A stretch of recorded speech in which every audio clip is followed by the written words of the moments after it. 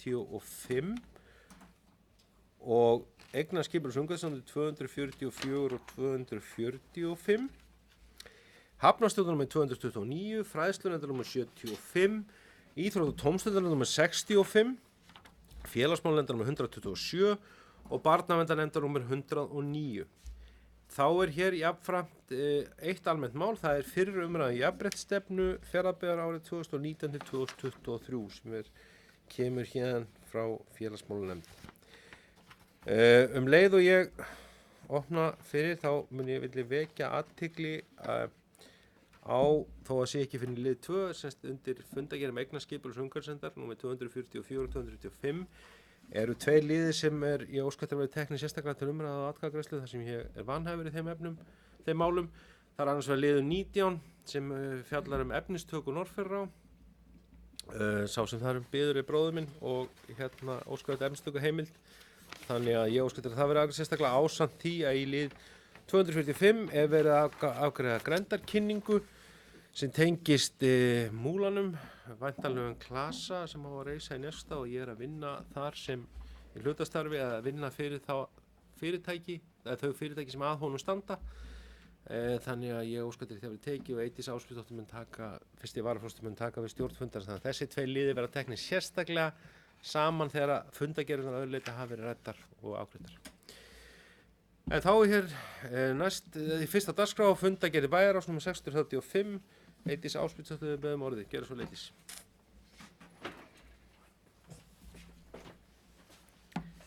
Forseti, bæjarstjóri og ágætu bæjarfulltrúar. Í fundargerð bæjarráðs númer 635 stærsti hluti mála sem snúa fjárhagsáætlun Fjarðabyggðar 2020 til 2023. Ramar nefndanna hafa verið til umræðu inn í bæjarráði og áframhaldandi vinnsla í fjárhagsáætlun. Fjárhagsáætlun verður svo afgreidd frá bæjarráði næstkomandi mánudag og fyrir fyrstu umræðu í bæjarstjórn eftir viku eða þann 31. október. Við í bæjarráði bókuðum eftirferandi bókun við lið 1 þar sem við viljum fá skýrari svör og samantekt færanleg rými fyrir leikskólann Dalborg sem hefur verið til athugunar til að leysa tímabundinn vandann sem vegna þrengsla þar til þess að áður en að farið verður í byggingu. Og með leyfi forseta ætla ég að lesa bókunina upp. Bæjarráð felur sviðsstjóra, framkvæmdasviðs og fræðslustjóra ásamt starfsfólki leikskólans Dalborgar að gera þörfa og kostnaðargreiningu á hvernig útfærsla á færanlegu rými nýtist best við leikskólann Dalborg. Finna þarf lausn til að brúa bilið þar til sveitarfélagið fer í varanlega stækkun á leikskólanum. Einnig að greina og leggja fyrir eignaskipulags- og umhverfisnefnd og fræðslunefnd tillögu hvort farið verði í að leigja eða kaupa færanlegt rými. Tillögu og greiningu skal lokið fyrir síðari umræðu í bæjarstjórn fjárhagsáætlun árana 2020 til 2023. Eins og áður segir verður fyrsta umræða fjárhagsáætlun Fjarðabyggðar eftir viku, 31. október. Það liður 10. Tekin var umræða fyrirhugaðan urðunarskatt sem stjórnvöld hafa boðað og munu leggjast á sveitarfélög. Það hefur ekki verið tekin endanlega ákvörðun eða samráð hefur verið haft við sveitarfélög. En því miður virðist þetta vera eitt af þeim málum sem setja á sveitarfélögin með tilheyrandi kostnaði. Það er mjög jákvætt að draga úr urðun en ekki sama hvernig að því staðið og alls ekki án samráðs. Liður 13, lækkun skulda Breiðdalshrepps við Íbúðalánasjóð. Það var lagt fram svar eftirlitsnefndar með fjármálum sveitarfélaga vegna skulda Breiðdalshrepps við Íbúðalánasjóð og bæjarráð bókuðum það við vorum ósammála niðurstöðu eftirlitsnefndar og fólum bæjarstjóra og forseta bæjarstjórnar að fylgja málinu eftir sem þeir hafa gert þegar að hluta til og forseti sem jafnframt var formaður sameiningarnefndarinnar fyrir sameiningu Fjarðabyggðar og Breiðdalshrepps mun fara þá yfir forsögu málsins sína eftir og þá stöðuna eins og hún er. Liður 14, heilsuefling 65 ára og eldri í Fjarðabyggð.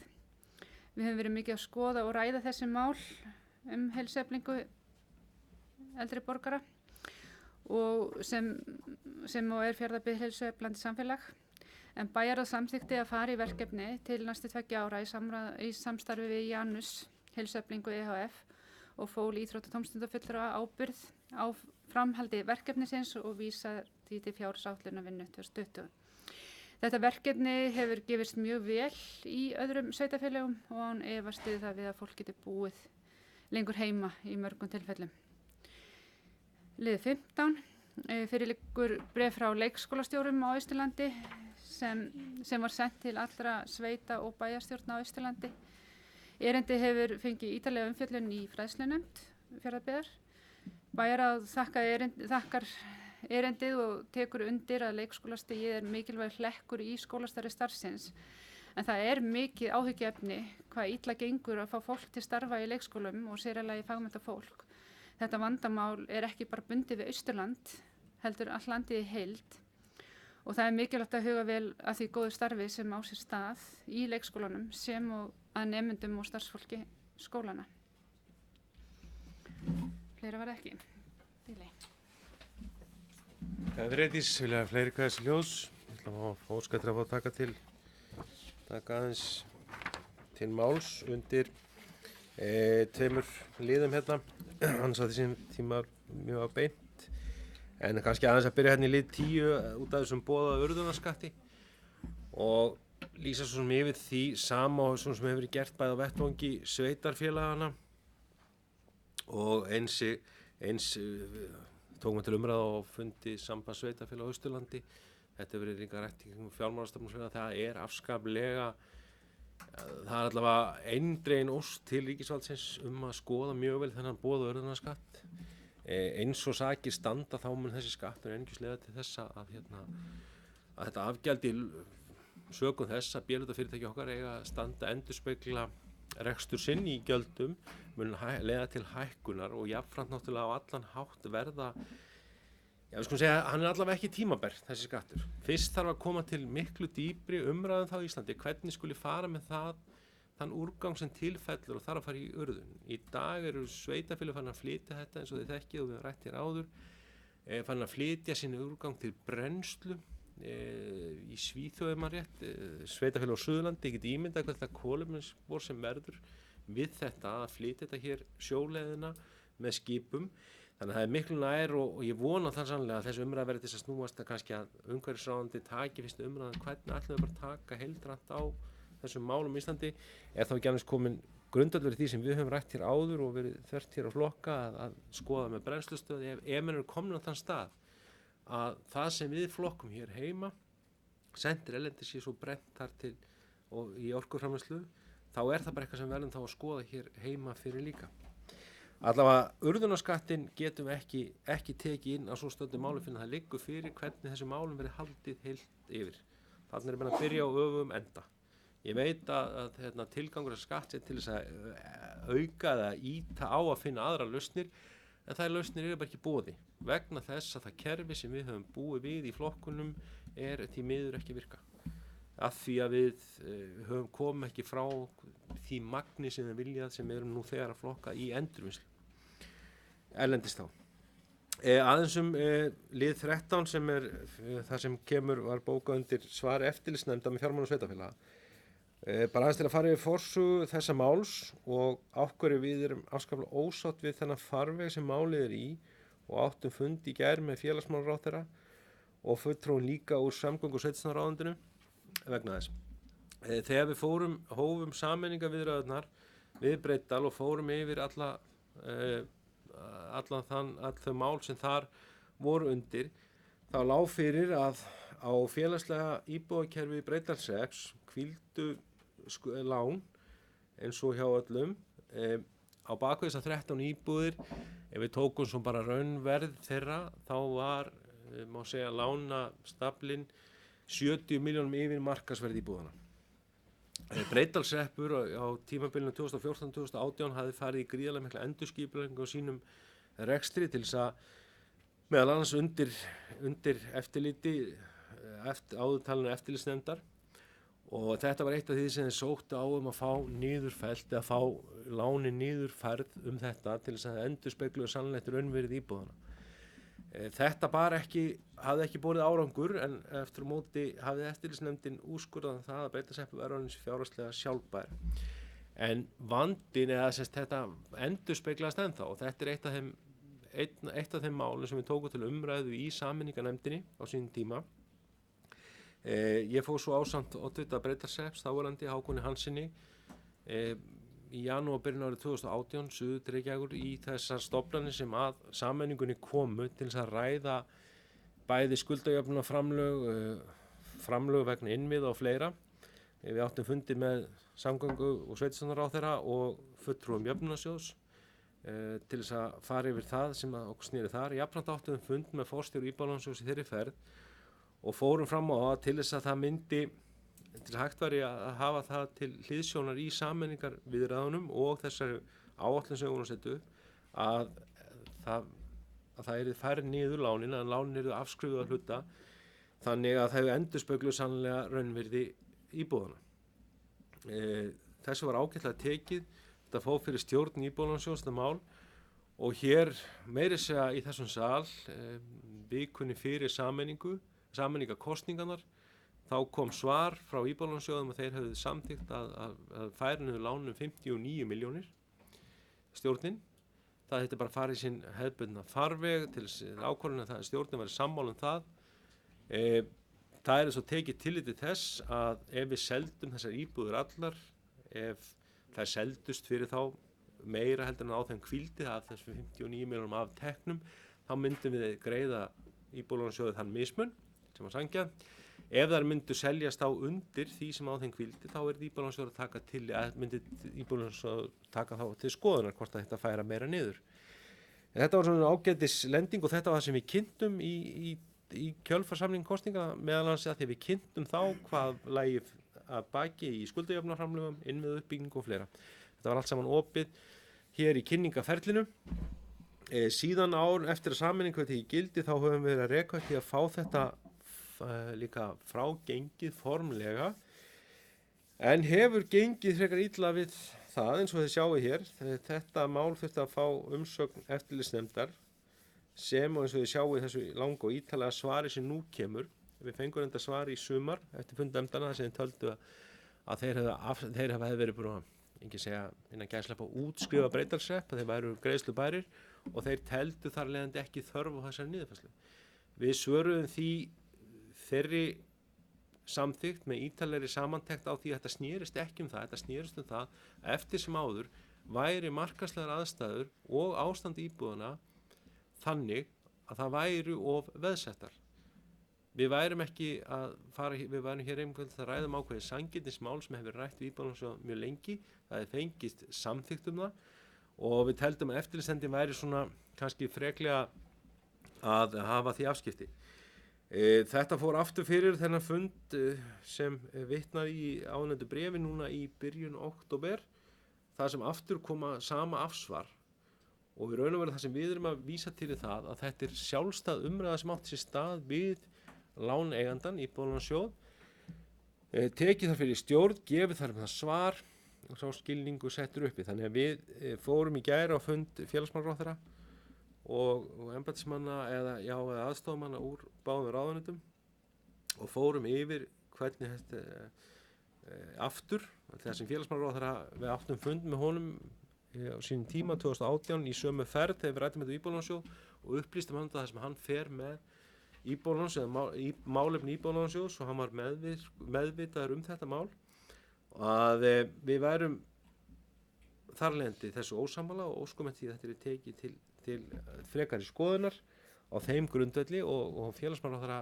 tilkynnti að hann myndi láta skoða málur frá öllum hliðum núna út frá þessu þar sem þetta hefði verið gefið út og þess að væri að ræða upplýsingar sem við gáum einnig út í tengslum við sameiningarviðræðurnar og sameiningarkosningarnar. Þannig ég vona að þessu fari nú svona fljótlega að ljúka þessu máli.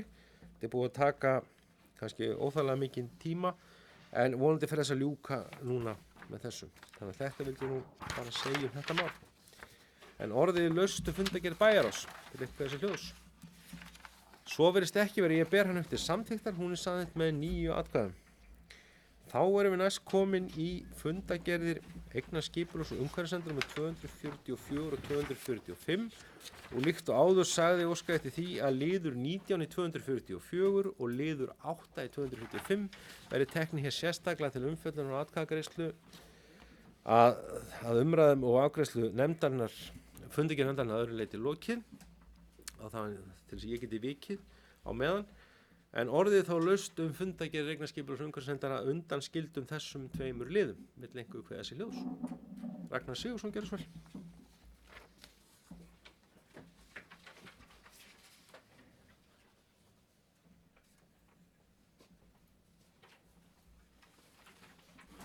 Já, bæjarstjóri, forseti og getur bæjarfulltrúar er hér varðandi gjaldskrárnar lið 2.9, 2.10 og 2.12.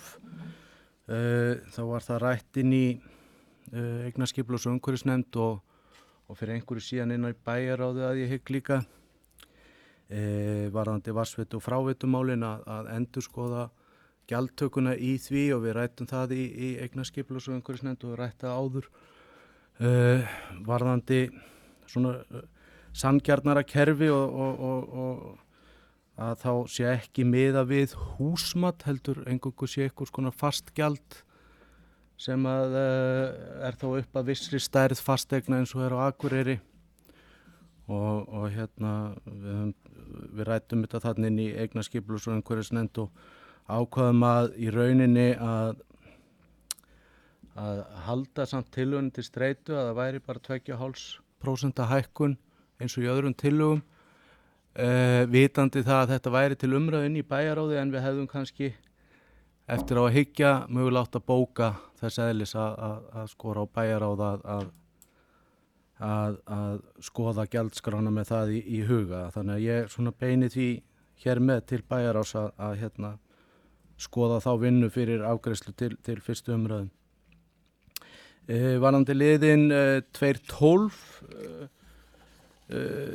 gjaldskrána á gatnagerðargjöldum í Fjarðabyggð þá var það einnig í umræðunni í eignaskipulags- og umhverfisnefnd með sama hætti að stíga skrefið að hækka afslátt til gatnagerðargjalda úr 75% afslætti í 100% afslátt og sína þá ákveðna viðleitni til þess að hérna mögulega blása til nýbygginga í sveitarfélaginu. Þetta eru kannski ekki verulegar fjárhæðir í því samhengi en þetta er ákveðin viðleitni. Við eigum talsvert af lóðum í sveitarfélaginu og ef við getum liðkað eitthvað fyrir að koma þeim út þá held ég að séu meiri hagsmunir fólgnir í því heldur en þeim óverulegu fjármunum sem að verða til með gatnagerðargjöldum þegar að svo lítið er byggt hér sem raun ber vitni. Þannig að ég svona hvet bæjaráð til góðra verka í þessu hér með. Takk fyrir Ragnar, það er gott að fá hvatningu til slíkar verka.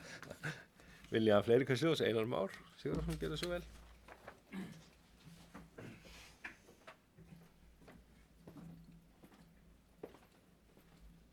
Forseti, já það er rétt hjá Ragnari að við rættum þessi mál öll en bókuðum ekkert og rættum það ekki til niðurstöðu þannig að við vorum ekki sem sagt búin að ákveða eitt eða neitt en vissum auðvitað að þetta var til skoðunar í bæjaráði og þykir eðlilegt að málið sé skoðað en málið er nú oft þannig eins og þetta að það þarf auðvitað að skoða allar hliðar þess og velta fyrir sér og við vorum auðvitað líka með eins og kom fram hjá Ragnari þá niðurstöðu að 2,5% væri það sem að lífskjarasamningurinn hefði raunverulega rammað okkur inn í þannig að það er spurning hvort að sem er svona, mér fannst svona að vera kannski líklegast í þessu að menn myndu nú nota tíma núna til að skoða þetta en svo þegar að sá rammi losnaði þá væri kannski eðlilegra með veltu sem fyrir sér því að allar svona breytingar verða býsna erfiðar þegar mann eru bundin að einhverju meðaltali í útkomu þannig að það er sjálfsagt mál að skoða og ég held að sé allir sammála því að það er ákveðin ósangirni í því hvernig þetta er lagt á núna. Mér finnst líka reyndar í því kerfi sem er á Akureyri verið ákveðin ósangirni í því líka þannig að mér finnst eðlilegt að við skoðum þetta í rólegheitum þannig að við getum fært þetta til meiri sanngirni það er auðvitað held ég eðlilegt markmið okkar allra Síðan varðandi sko gatnagerðargjöldin, 75% gáfu nú ekki, afsláttunum gaf nú ekki mikinn árangur og það er spurning hvort að það sé akkurat þessi 25% sem að þurfi þá til viðbótar. Ef að það skilar árangri þá held ég að það sé rétt hjá Ragnar að það sé þess virði. Við þurfum auðvitað bara að velta þessu fyrir okkur, hvernig best er að ýta undir nýbyggingar og það er auðvitað ákveðið átak núna sem er í gangi svona á landsvísu sem að við þurfum að reyna að hitta inn á og við þurfum auðvitað að taka þessa umræðu. Ég held að sé eðlilegt að við tökum hana bara því hún þannig séð tengist ekki gjaldskráni sem slíkri. Við þurfum að taka þessu umræðu bara sjálfstætt hvort að það sé eðlilegt að stíga þetta skref. Ég held að hafi ekki verið meira svo sem í þessu fyrir utan þá liði sem að við megum ekki ræða undir þessum lið. Heldur verðum þá að gera sérstaklega og eftir þegar við höfum meira frelsi hér vegna vanhæfisumra manna. Fyrir einar vilja fleiri kveðsljós, Ragnar Sigurðsson gerir svo vel.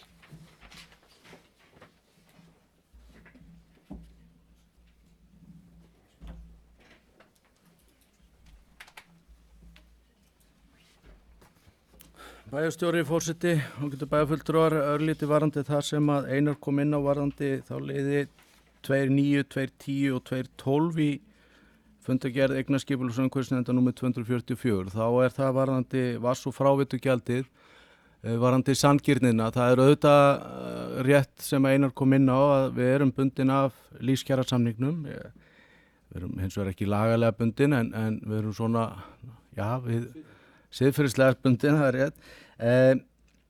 Þá er það þannig að það er hins vegar hægt að taka þetta í skrefum og það er auðvitað þannig að nú þegar við erum að hækka þetta 2,5% þá er raunhækkun talsvert meiri á sumum stöðum þar sem að húsmatið hækkar langt umfram það sem að lífskjarasamningurinn segir til Þannig að það er auðvitað bara leikur að tölum hvernig er hægt að horfa á það. Þess vegna segja að það er alveg svigrúm til þess að taka þetta og þá mögulega í einhverjum skrefum til þess að vera ekki að brjóta lífskjarasamningin. Varðandi gatnagerðargjöldina þá er það ekki alveg rétt hjá Einari Má að þegar 75% afslátturinn var settur hér í gang að þá var þó talsvert byggt í kjölfarið. Menn horfðu á þessa viðleitni og þetta var ákveðin svigrúm sem skapaðist og maður sá að það fór þó úr því að vera í rauninni enga nýbyggingar í þó eitthvað og maður sá þess glöggt merki.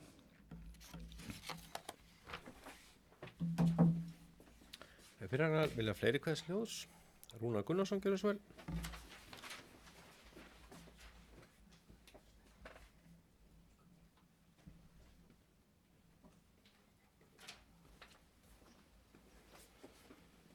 Forseti, bæjarstjóri, góði félagar. Ég ætla bara að taka undir hérna með strákunum í þessum gjaldmálum. Ef við höldum þessu til streitu eins og þetta er uppbyggt í dag, þá erum við að gera nýbyggjanda mjög erfitt fyrir. Þannig að það verður raunin að breyta þessu í þá átt sem þetta er á Akureyri. Gatnagerðargjöldin breytir auðvitað einhverju, ég er alveg sammála því, en ekki öllu.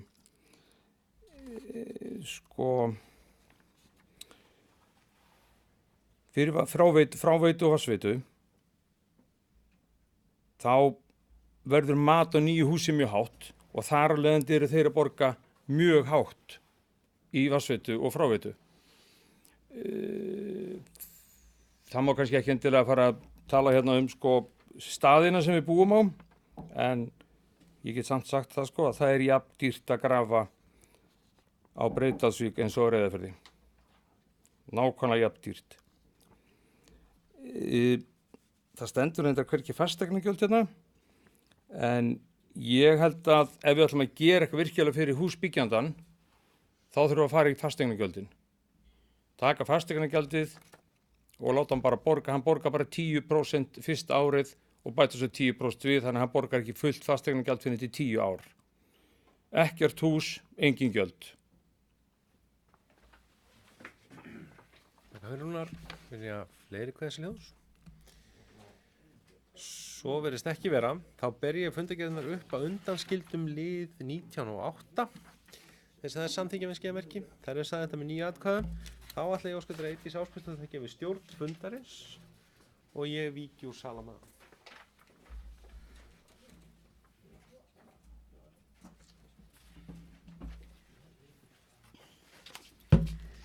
bæjarstjóri, ágæti bæjarfulltrúar.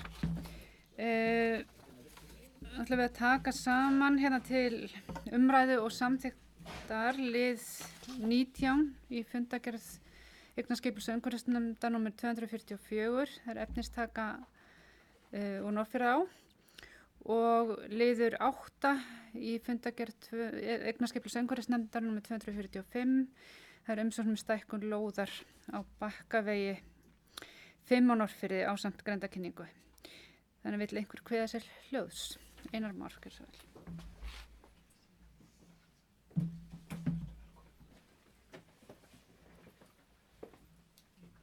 Forseti, örfá orð varðandi þessa liði sem við erum að fjalla hér og nú. Varðandi úthlutun lóðarinnar þá fór það í grenndarkynningu og það komu nokkrar athugasemdir varðandi þessa lóðaúthlutun.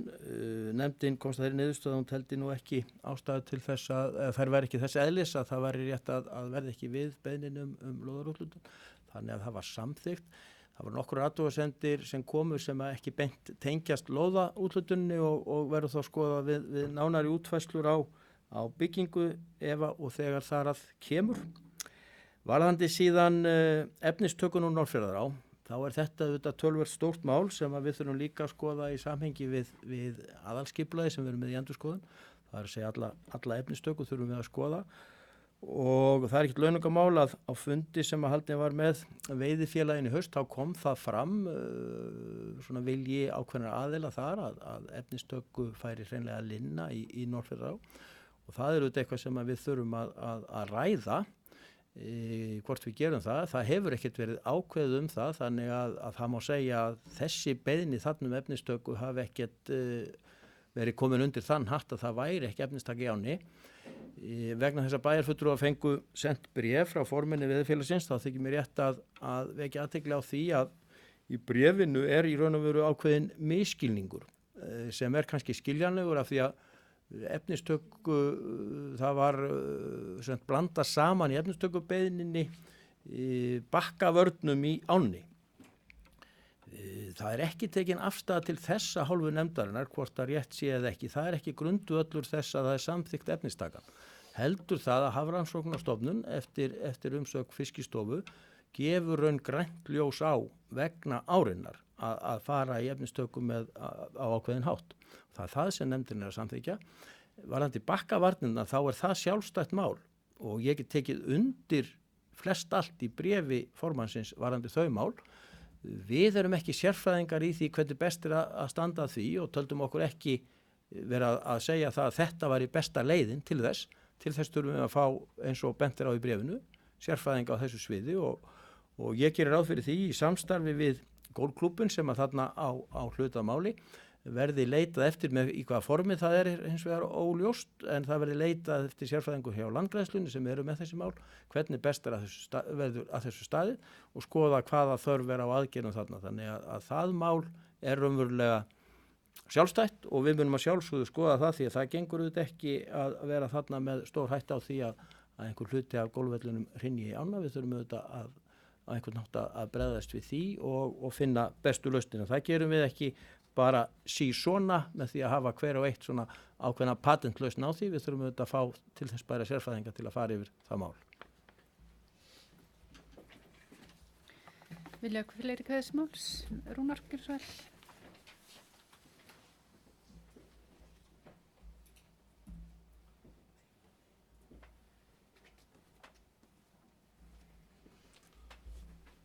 Forseti, félagar.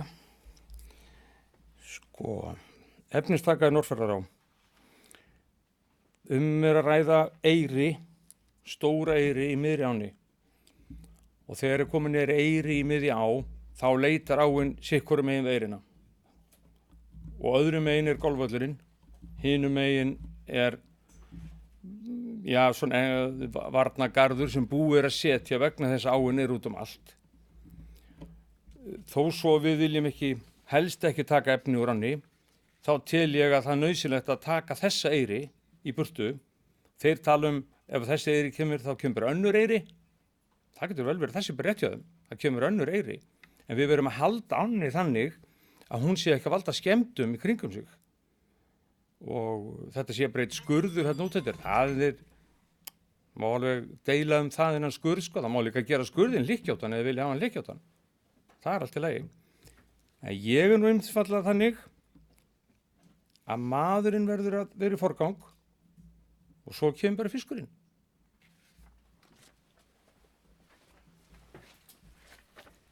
Einar Már.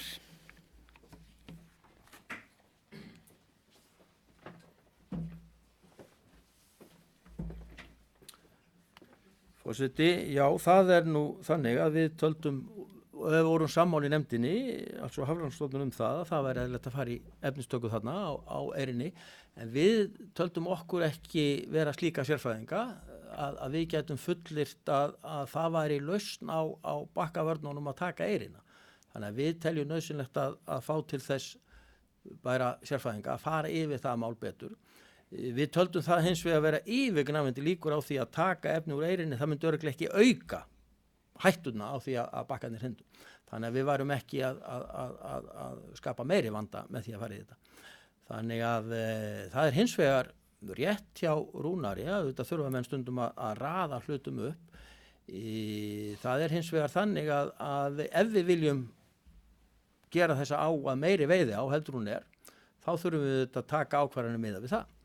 En það hefur svo sem ekki verið tekin ákvörðun það. Veiðifélagið afskaplega áhugasamt það að það verið gert og á þessum fundi sem ég vitnaði áðan þá komum þetta fram að þessi á á margan hátt merkileg og hún með töluvert mikið af þeim fiski sem þarna miðað við svona aðrar ár á landinu.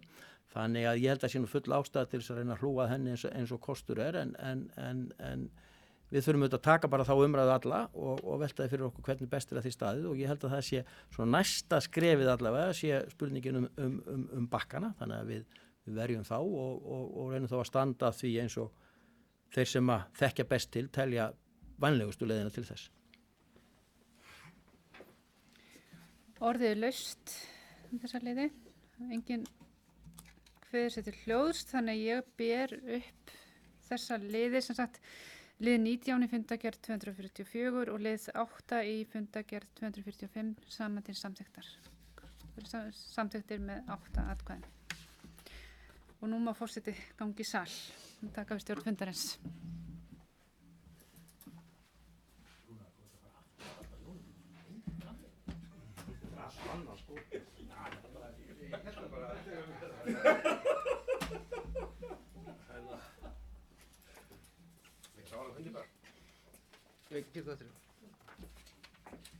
Jæja, þakka ég Eydísi fyrir fundarstjórn og þá förum við í næsta lið sem þá fundagerð Hafnarstjórnar með 229 og leiði opna mælendaskrá, skal það taka til máls og komum bara inn á nokkur atriði í fundagerðinni.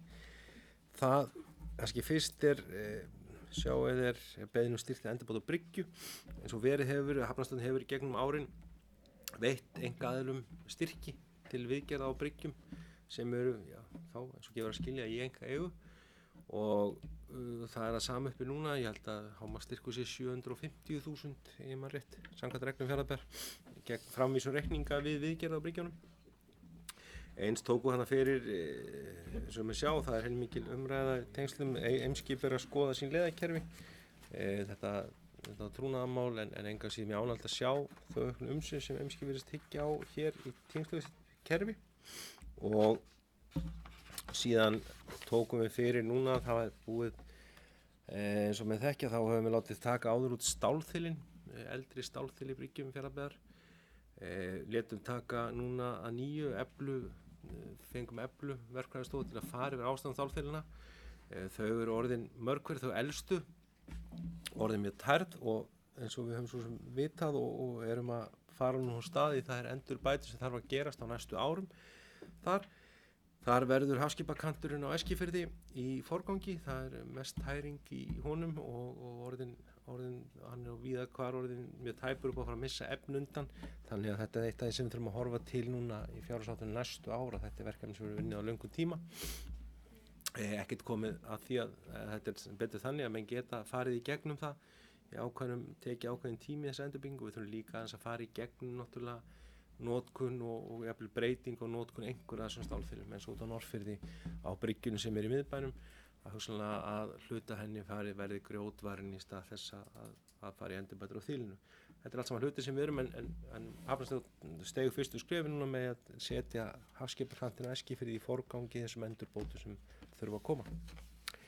Það var svo mikið fleira, vilja fleiri hversi hljós, svo virðist ekki verið, ég beri fundargerð, sagði þetta með 9 atkvæðum. Þá var að fundargerð fræðslunefndar nr. 75, orðið laust hana. Sigur Ólafsson, við beðum orðið, gerðu svo vel. Já, forseti bæjarstjóri ágæti bæjarfulltrúar. Ég ætla bara örstutt að tala bréf sem að barst frá leikskólastjórum stöðu mála á leikskólanum okkar og þeir sem að lesa það bréf sjá í hendi sér að hún er bara ekki nógu góð.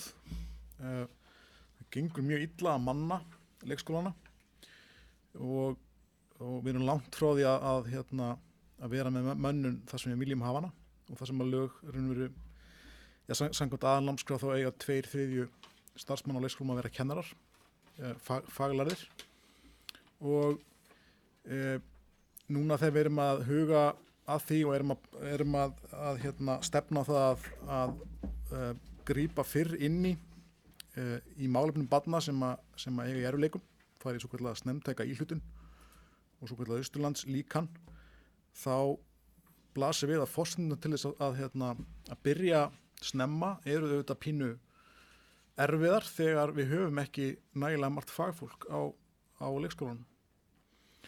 Og þetta er ekki bara vandamál hjá okkur, heldur á landsvísu og þetta er eitthvað sem ég hef miklar áhyggjur af og þegar fræðslunefnd fór yfir þetta bréf þá kom það skýrt fram að það hafa allir áhyggjur af stöðunni og það þarf að grípa til einhverja ráða.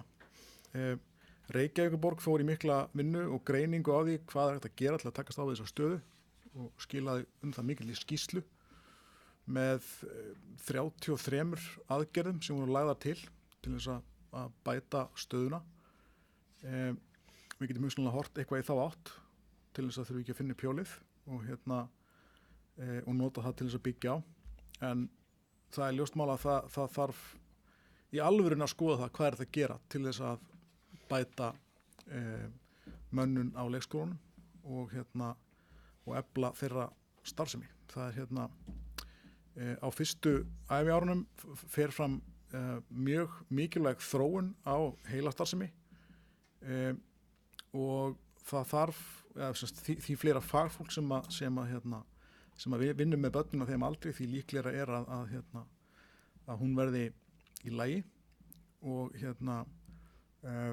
þannig að þessi fyrstu æviár eru gífurlega mikilvæg og þetta eru skólastofnanir, þetta eru ekki geymslustaðir fyrir börn og við þurfum einhverja svona hugarfarsbreytingu held ég bara samfélagslega til þess að svona einhvern veginn, glögg okkur betur á því til hvers leikskólar eru.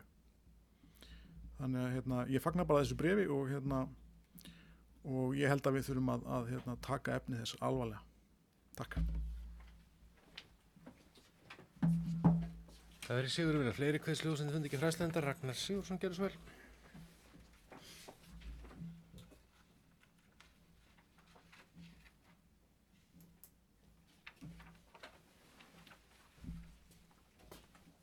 Bæjarstjóri, forseti og getur bæjarfulltrúar tek undir það sem að Sigurður kom inn á og þetta er auðvitað vond staða sem að þarna er lýst í bréfinu og auðvitað kannski getur maður af samanskapi sagt að þetta er ekki nýtt af nálinni. Það hefur verið viðvarandi undanfarin ár að það hefur verið erfitt að manna leikskólana og mikil starfsmannavelta í leikskólanum og það hefur auðvitað verið gripið til ýmissa aðgerða en ekkert af þeim hefur skilað þeim árangri sem að hefur viljað sjá og bara til dæmis átak sem snýrað hljóðvist er gott dæmi en eflaust þarf að skoða þetta líka í kjarasamningsviðræðunum. Þetta nú svona helst í huga það sé hægt að koma einhvern veginn inn á menntunarkaflan í kjarasamningum ófaglærða og faglærðara leikskólakennara. Svo er eins og við komum með tillögu í fyrra bókun í tengslu við styttingu vinnuvíkunar í leikskólanum að það var svona liður og í því að svona búa til meiri sveigjanleika og meiri aðlagandi vinnuaðstæður í leikskólanum. Það eru þetta mikið álag í leikskólanum, það er hérna, þetta er streitu mikil vinna og það var svona liður í því þá að búa til meiri sveigjanleika í skólakerfinu og stytting vinnuvíkunar myndi þá miða að því að þessi sveigjanleiki væri tekin út svona þegar að mesti álagspunkturinn í leikskólanum að það væri hægt að mynda þennan sveigjanleika þegar að úr því að þetta er svona, það er ekki jafn mikið álag yfir allan daginn. Og þessu var vel tekið af fræðslunefnd og ég held að þetta sé svona eitt af því sem að við ættum að skoða áfram. Og þetta er svona eitt af því sem mann dettur í huga við það að búa til meira aðlagandi vinnuumhverfi því að þetta er eins og Sigurður kom inn á gríðarlega mikilvægt starf sem þarna er unnið. Ragnar, fleiri kveðs ljóðs undir fundi ekki á fræðslunefndar. Svo verðist ekki verið beina til samþyktar. Hún er saðið með 9 atkvæði. Ára fundi ekki íþrótt tómstundanúðum með 65. Pálína Margeirsdóttir við bæðmáli. Gerð svo Pálína.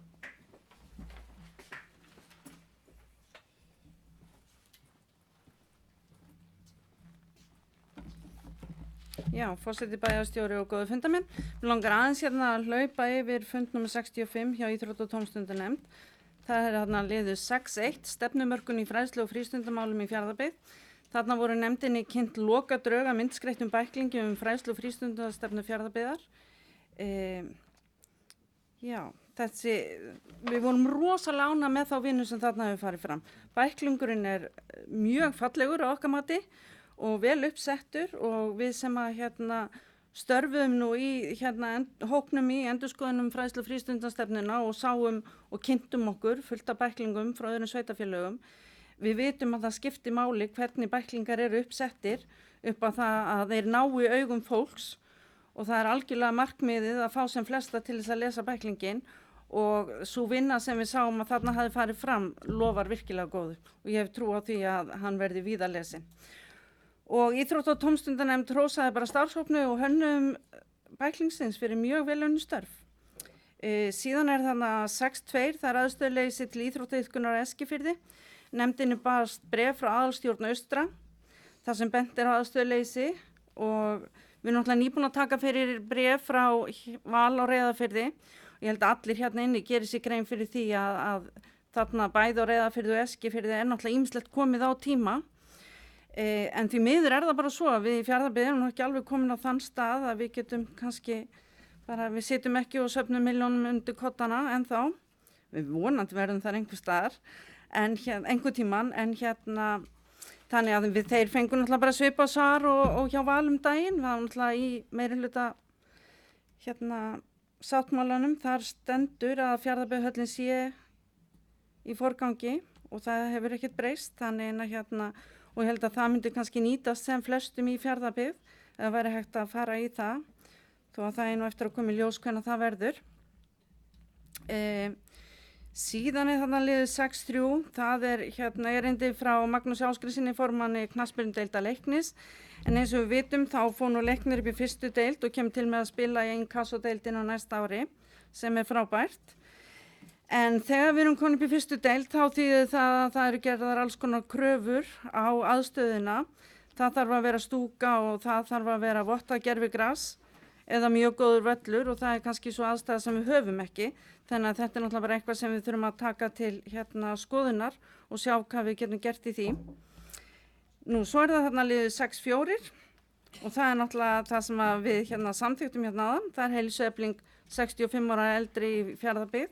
Janusarverkefni svo kallaða og ég náttúrulega gleðst alveg afskaplega mikið yfir því að við skildum samþykja það. Mér finnst þetta bara frábært skref og og bind mikla vonir við það að eldri borgarar í Fjarðabyggð taki þessu vel og og verði duglegir að hreyfa sig.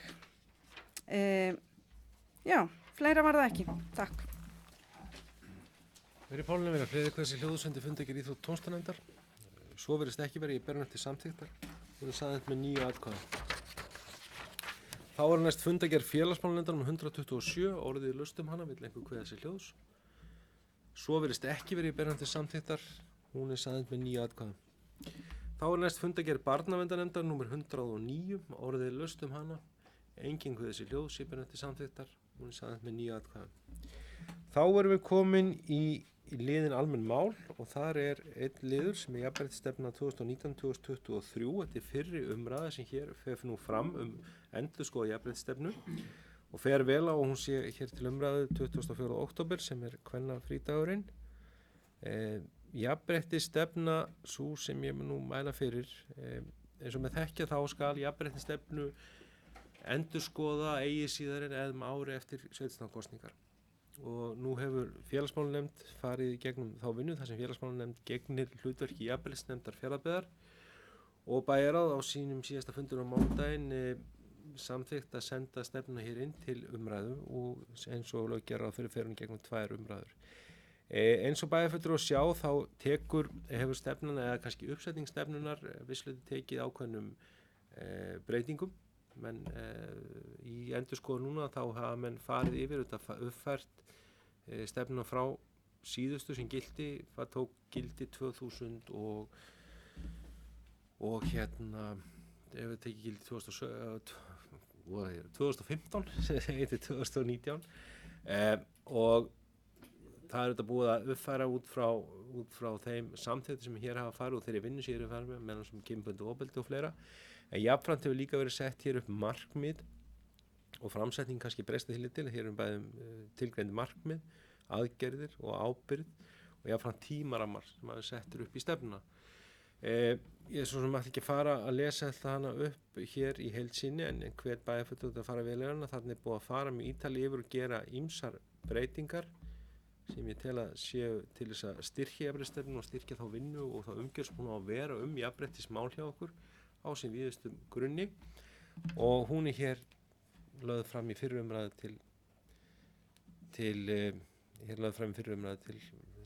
sem gagn vill einhver þessi hljóðs.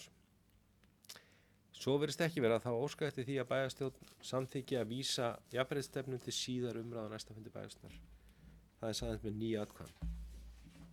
Þá er dagskrá fundar hér í dag tæmt. Næsti fundur er að viku liðinni, eins og menn þekkja þá er aðeins öðruvísi taktur. Október er langur þegar kemur að vikudögum því að hér koma og jafnframt er að næsta fundi fyrri umræða fjárhagsáætlun